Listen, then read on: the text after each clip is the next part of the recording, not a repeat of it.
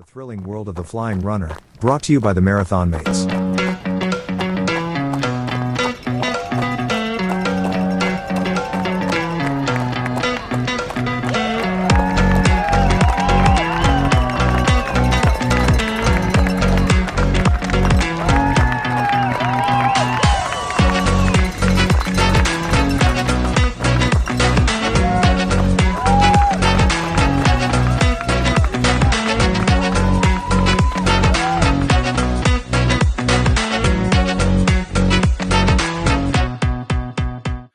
Hey there everyone, it's Tony here from The Flying Runner and welcome to Out and Back. Out and Back, the turnaround point for your weekly running journey. Now we've just had the Berlin Marathon run recently and notably there was lots of negative feedback. We've heard about crowding at the expo and long wait lines, minimal supervision in the wave corrals of the race and lots of slower runners in the faster corrals. There was timing issues with the waves, and a lot of the later waves got off, 20 minutes later than what they'd envisaged. There were also inconsistent Viking claps. So Berlin is famous for the Viking clap at the start line, and there were some waves and corrals that basically it didn't happen. There was porta potty issues, as there are in most majors. I might just throw that in. But at Berlin, it seems to be more of an issue that people do their business in the bushes and the trees. There was, with the record crowd of 58,000, there was course congestion.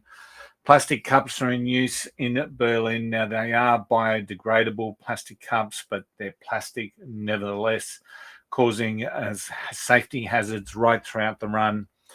Water stations are primarily on the right-hand side at the Berlin Marathon, which then caused some pain as people running down the left suddenly had to make a play to get on the right. And then to top it off, they ran out of medals, ultimately blamed runners who took more than one.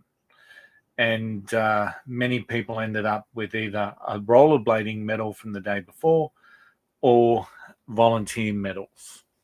Now, with the exception of the medal fiasco, most of those complaints were similar to the complaints we heard last year when I ran it. Although I really have to say I've never seen people doing their business in the bushes, but it was a similar story last year. Now, for every complaint, there's always positive experiences, and most of the people that run a major understand the logistical nightmare of running a major. And many people just roll with it. Many people don't make a fuss, they just roll with it, understanding that there's going to be lines and congestion on course. But the big problem that I see in a major like Berlin is the expectations that we may have. So Berlin is considered to be a fast course, and a lot of people work really hard to be in the best shape to go for a PB. And any derailment of that creates angst, makes us angry, and really challenges the day. Now, additionally, it takes a lot to run a major nowadays, whether it's getting in through a ballot, running a qualifying time, raising money for charity, or paying a high price to do it through a sports travel company. The investment is huge. And of course, with that comes the expectations of a perfect day. But as we know, sometimes stuff happens. And when you're running with 58,000 people, the odds of something happening will actually increase. So it's more likely that something is going to happen, but it's our choice on whether our day gets derailed or not.